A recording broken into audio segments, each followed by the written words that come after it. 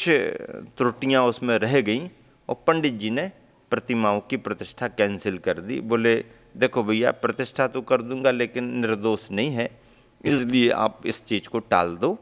सिद्ध क्षेत्र पर प्रतिमाएं विराजमान होंगी, मैं इसे मतलब उचित नहीं मानता, ऐसा उन्होंने कहा। हम लोगों ने गुरुवर से मार्गदर्शन लिया, गुरुवर ऐसी स्थिति है प्रतिमाओं में। आचार्य ने कहा नहीं नहीं, छोड़ दो उसको, ऐसे अपन को नहीं करना, फिर बाद में कभी देख लेंगे। आचार्य का मार्गदर्शन मिल गया कि बाद में कभी देख लेंगे। तो संतोष सिंह को निराशा तो बहुत हुई, वो चाह रहे थे कि कुछ ऐसा प्रतिष्ठा वगैरह करा के और कोई एक कार्यक्रम ऐसा बना लेंगे, आचार्य को निवेदन करेंगे कि आचार्य कुंडलपुर पधारो आदि आदि। तो निराशा बहुत लगी संतोष सिंह को। हम लोगों ने कहा संतोष देखो ऐसा है कि जल्दबाजी करना ठीक नहीं, और आचार्य से मार्गदर्शन ले लिया है, कुछ अच्छा होने वाला होगा इसलिए प्रतिमा कैंसिल हुई है। प्रतिमा की प्रतिष्ठा ऐसे कैंसिल नहीं होना थी, कुछ और अच्छा होना होगा इसलिए हुआ। तो अब क्या करें महाराज? हम लोगों ने कहा देखो यहाँ प्रतिमाओं की प्रतिष्ठा कैंसिल हो गई, हो जाने दो, आप अच्छी प्रतिमा लेकर के आओ निर्दोष, और ऐसा करें अपन यहीं से प्लान बनाओ कि अब ये पंचकल्याण कुंडलपुर में ही हो, ऐसी भूमिका तैयार करो और आचार्य को निवेदन करो। बस प्रतिमाओं की यहाँ प्रतिष्ठा नहीं हो पाई, कोई बात नहीं, चिंता मत करो, लेकिन अब प्रतिमाओं की प्रतिष्ठा कराने की भूमिका आप कुंडलपुर में ही बनाओ। उनको भी एक आइडिया मिल गया, बोले महाराज जी ये बहुत अच्छा तरीका है आचार्य श्री को आमंत्रित करने का। और हम लोगों का प्रवास विदिशा हुआ।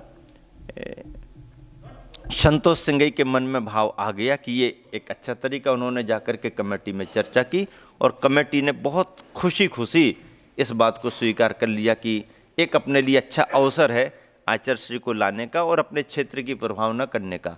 उस समय आचार्य श्री को इसलिए भी लाना जरूरी लग रहा था इन लोगों को, क्योंकि बहुत सारे लोगों ने बिना सोचे बिना समझे अनर्गल प्रलाप के रूप में बड़े बाबा की प्रतिमा को लेकर के भी बहुत सारी चर्चाएं करना शुरू कर दी थी कि प्रतिमा में ऐसा हो गया, प्रतिमा में वैसा हो गया, ऐसा आदि आदि करके, और कमेटी वाले ध्यान नहीं दे रहे हैं। हालांकि इसकी सच्चाई ऐसी कुछ नहीं है, और ऐसा होता है कि आपस में किसी की किसी से नहीं जमती है, इस कमेटी में वो रहे, उस कमेटी में वो रहे, उनके समय ये काम नहीं हो पाया, इनके समय ये हो रहा है, ये मुख्य मुद्दे रहते हैं, लेकिन ये गौन कर दिए जाते और बाहर की कुछ बातें जोड़ ली जाती।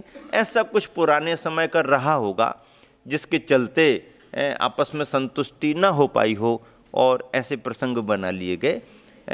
तो प्रतिमा और क्षेत्र को लेकर के कुछ चर्चाएं आने लगीं, उसमें कोई और उत्सुक हो गए और किन्हीं किन्हीं ने संस्कृति के विरुद्ध ऐसा काम हो रहा है ऐसा भी प्रचार प्रसार करना शुरू कर दिया। तो ये वातावरण था। ऐसे वातावरण में समाज के सामने सच्चाई रखना भी बहुत ज़रूरी है, और समाज के सामने सच्चाई रखने के लिए क्षेत्र पर एक बड़ा आयोजन होना भी बहुत ज़रूरी है। तो बिन चर्चा किए ही सबको जानकारी मिल जाएगी। इस उद्देश्य से सिद्ध क्षेत्र कुंडलपुर में ये भूमिका बन गई कि अब अपन को एक छोटा समोसरण मंदिर का पंच कल्याणक का रूप दे करके और गुरुवर को आमंत्रित करना है। अमरकंटक में जाकर के चतुर्मास में कमेटी ने निवेदन किया। उस वर्ष आचार्य का चतुर्मास अमरकंटक में हो रहा था, और हम लोगों का चतुर्मास ग्रीष्म काल के बाद विदिशा शहर के निकट ही पहाड़ी में उदयगिरी स्थान है, पहाड़ी भाग। तो उदयगिरी में एक मूर्त रूप परिकल्पना शीतल धाम की चल रही थी, तो वहाँ हम लोगों का चातुर्मास स्थापित हुआ। बराबर समाज लाभ लेती रही, आचार्य के पास आती जाती रही।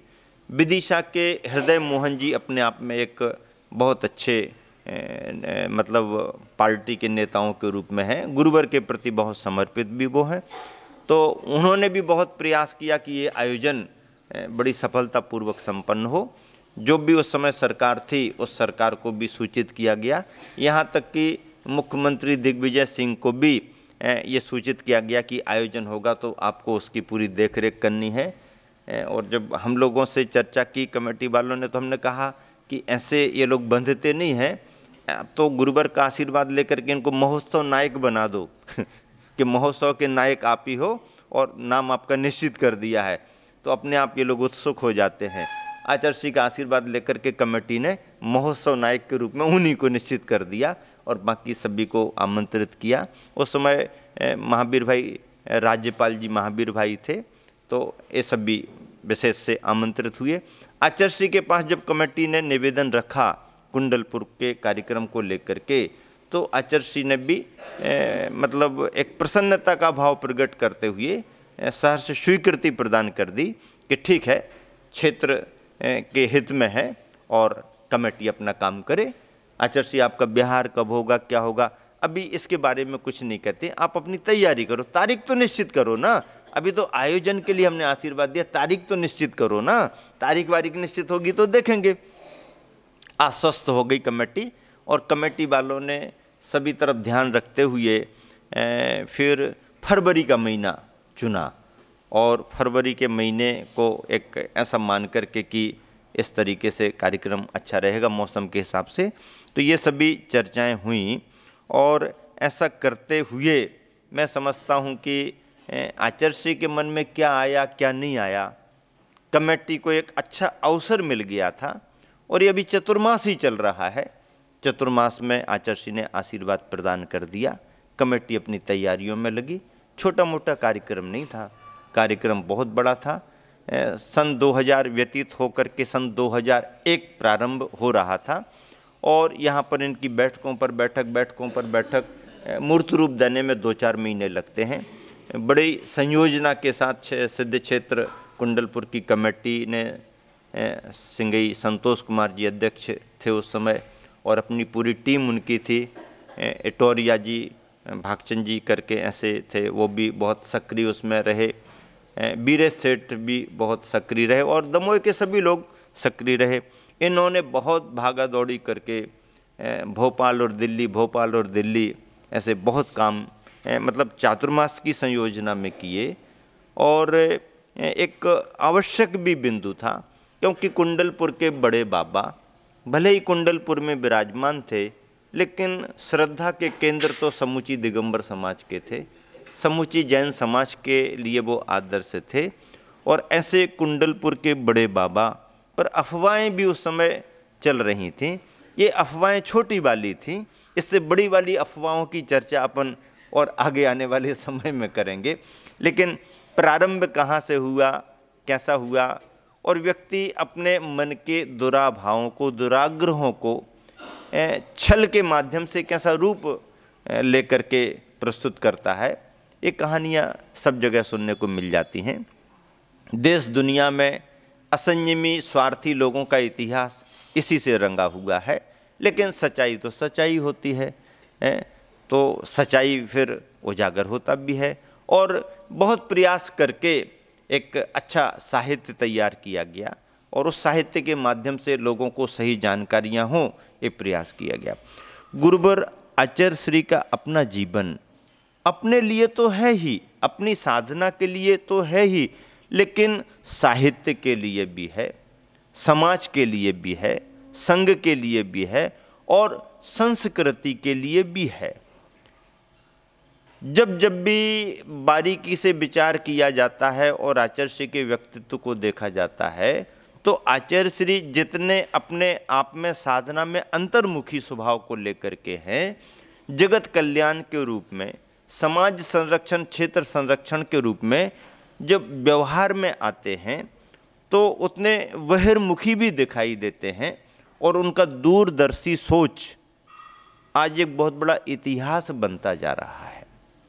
आचार्य श्री से जब कभी भी चर्चा करो निर्माण कार्य आदि के लेकर के, तो आचार्य श्री कहते हैं जहाँ जैसी अनुकूलता वैसा काम कर लो, लेकिन कम से कम मंदिरों में इस बात का ध्यान रखें कि सीमेंट और बाकी काम भले ही आगे पीछे लोहे का कर लो, पर मूल गर्भगृह वेदियों आदि में तो लोहे का काम होना ही नहीं चाहिए। और समूचे मंदिर में भी स्टील ना लगे तो और ही अच्छी बात है। बहुत प्रेरणा दे रहे हैं और आचार्य श्री की कृपा से आज दिगंबर जैन समाज में ऐसे ऐसे धर्मायतन, ऐसे ऐसे मंदिर बनते जा रहे हैं कि हजारों साल के लिए किसी को कुछ करने की ज़रूरत नहीं, देखने की भी ज़रूरत नहीं। ऐसी भव्यतम रचनाएं हो रही हैं। तो आचार्य श्री का सोच हमेशा क्षेत्रों के प्रति ऐसा रहा। आचार्य श्री कहते हैं तुरंत के तुरंत जल्दी जल्दी में अपन तैयार कर देते हैं, डिजाइन अच्छी दिख जाती है, जल्दी जल्दी समारोह हो जाते हैं, लेकिन इनकी लाइफ 100 बरस से ज़्यादा की नहीं है। आरसीसी वर्क जितना भी है अच्छा मजबूती से भी किया जाए तो 100 बरस में 70-80 साल में 60 साल में रिपेयरिंग, और आजकल तो यहाँ बनता जा रहा है और वहाँ पर रिपेयरिंग शुरू होने लगती है। तो बोले फिर ये निर्माण कार्य बार बार तो होते नहीं है, इसलिए विलंब से हो जाए तो ठीक है, कम हो जाए तो भी ठीक है, लेकिन हो तो एक बहुत अच्छा हो। लेकिन हर जगह ऐसा संभव नहीं हो पाता, क्योंकि इसमें अर्थसाध्य भी काम होता है, समय भी बहुत लगता है, और लोगों को इतना धैर्य भी नहीं होता है कि इतना लंबा समय लग जाए। अब आजकल तो मेडिसिन का ज़माना है कि यहाँ सिर दर्द हुआ और यहाँ पर इंजेक्शन लगाओ जल्दी ठीक हो जाए। यहाँ तो ताज़ी ताज़ी सब्जियाँ चाहिए हैं, शाम को लौकी इतनी छोटी सी और इंजेक्शन लगा और सुबह इतनी बड़ी आ गई। हर काम में फास्ट रेडीमेड। तो ऐसे जीवन को जीने वाले लोग इतना कहाँ सब्र रख पा रहे हैं कि हम शुरुआत करें और 10-20 साल तक काम पूरा हो। अरे 10-20 साल लग जाएं तो लग जाएं, लेकिन लगे 10-20 साल ही, पर हजारों बरस के लिए इतिहास बन जाता है, हजारों बरस के लिए इतिहास बन जाता है। और ऐसा इतिहास बनाने का भाव नहीं, बल्कि संस्कृति को ऐतिहासिक बनाने का भाव गुरुवर के मन में प्रारंभ से रहा है। उसी का परिणाम कि हम सभी सौभाग्यशाली हैं कि इतनी सुंदर सुंदर मजबूत अच्छे से अच्छी रचनाएं हम सबको देखने को मिलती जा रही हैं। और आचार्य श्री की कृपा से, उनके योगदान से, उनकी पुण्य प्रभावना से जो काम समाज सैकड़ों वर्षों में भी पूरा नहीं कर सकती थी, देखते देखते हो रहा है। कुंडलपुर एक जीता जागता उदाहरण हम सबके सामने है। तो आचार्य श्री ने जब भी अपना सुझाव दिया, विचार दिया, जहाँ पर छोटी समाज हो, छोटी परिस्थिति हो, आर्थिक सोर्स कम हो, स्रोत कम हो, तो वहाँ छोटा काम भी कर ले तो आचार्य श्री कभी कुछ ऐसा निषेध नहीं करते हैं। ठीक है, समाज की जैसी व्यवस्था है, साधन ही उनके पास में ज़्यादा नहीं है, तो वो क्या करें, ठीक है धर्मायतन बना लिया, प्रतिमा विराजमान कर ली, पूजा पाठ तो शुरू हो गया, ऐसा कह के प्रोत्साहित भी करते हैं, प्रशंसा भी करते हैं। लेकिन जहाँ पर साधन है और व्यक्ति यदि इसे अच्छा समझता है तो ऐसे कार्यों को और ही अच्छे तरीके से प्रोत्साहित करते हैं। ऐसी चर्चा करते करते तुम्हारा बागीधोरा का मंदिर भी ठीक ठाक दिखाई दे रहा है। लोग बहुत खुश होते हैं, प्रसन्न होते हैं, कितने अच्छे तरीके से समाज ने कैसे मंदिर तैयार किया। प्रभावना बढ़ती है, प्रसन्नता होती है। जहाँ शुद्धता दिखाई देती है, जहाँ बीतरागता दिखाई देती है, तो वहाँ पर प्रसन्नता होती ही होती है, क्योंकि हमारा मूल तत्व तो प्रशांत रूपाय दिगंबराय देवादिदेवाय नमो जिनाय। और फिर कुंडलपुर के बड़े बाबा की प्रतिमा 1500 वर्ष पुरानी। कितने वर्ष पुरानी? 1500 वर्ष पुरानी। बाहुबली भगवान का इतिहास 1000 वर्ष, और 1981 में 1000 वर्ष पूरे हुए थे, और 1981 से लेकर के 2018 तक इतने वर्ष और। लेकिन बड़े बाबा की प्रतिमा का इतिहास, जिस समय सन 2001 में पहला महामस्तकाभिषेक हुआ था, बड़े आयोजन के रूप में पंच कल्याणक प्रतिष्ठा संपन्न करते हुए, तब 1500 वर्ष संपन्न हो चुके थे। आचार्य श्री कई बार बड़े बाबा की प्रतिमा की प्रशंसा करते रहते हैं। और 1976 से जब से आचार्य श्री ने दर्शन किए हैं, आचार्य श्री कहीं भी रहें, बड़े बाबा उनके पास रहते हैं। आचार्य श्री कहीं रहें, आचार्य श्री एक जगह तो रह नहीं सकते ना, बड़े बाबा एक जगह रह सकते हैं लेकिन आचार्य श्री एक जगह नहीं रह सकते ना, क्योंकि मुनि जीवन है, आचार्य का जीवन है, तो उसमें तो विहार होते रहते हैं। तो आचार्य श्री विहार करते करते भले कहीं रहें आचार्य श्री, लेकिन बड़े बाबा उनके पास ही रहते हैं और आचार्य श्री का मन बड़े बाबा के चरणों में ही रहता है। उनकी भावना प्रारंभ से रही कि इतनी बड़ी प्रतिमा, इतनी मनोज्ञ प्रतिमा, और जगह को लेकर के बहुत असुविधाएं लोगों को रहीं। पुरातत्व की दृष्टि से महत्व तो था ही, लेकिन भूकंप से जो असुविधाएं पैदा हुई उसकी वजह से आचार्य श्री ने सब विचार करना शुरू किया था। अभी तो विचार ही शुरू हुआ और चर्चाओं पर चर्चाएं, अफवाहों पर अफवाहें फैलने लगी। विचार ही होने में वैज्ञानिकों ने आकर के परामर्श दिए, पुरातत्ववेत्ताओं ने आकर के परामर्श दिए। आचार्य श्री ने स्वयं सारी बात को समझा, देखा, तय किया कि इसी जगह बड़े बाबा रहेंगे तो प्रतिमा सुरक्षित नहीं रहेगी, क्योंकि भूकंप के झटकों से दीवारें में क्रैक आ चुके थे। हम लोगों ने खुद आंखों से देखा। आचार्य श्री ने कई बार कहा कमेटी को कि भैया देखो अभी संभालने का समय है।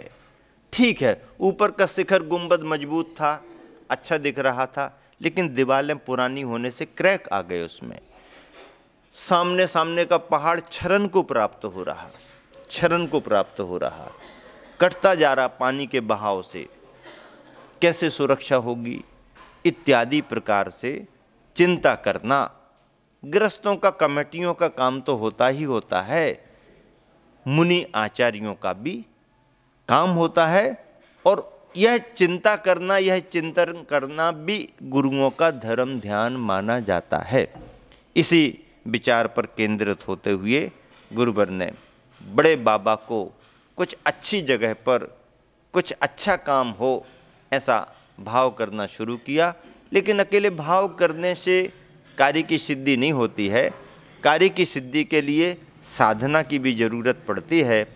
तो आचार्य श्री अंतरंग में बहुत बड़ी साधना बड़े बाबा की प्रतिमा के लिए करते रहे, और आगे क्या होता कैसे होता है तो अब 2000 का सन चतुर्मास के रूप में पूरा हो रहा है, और 2001 के आते आते क्या कैसा होता है इसकी चर्चा कल करेंगे। और कल का दिन इस संत शिरोमणि प्रवचन माला का अंतिम दिन होगा, क्योंकि 10वां दिन रहेगा, तो यह सीरीज भी 10 दिन के रूप में समापन कर दी जाएगी।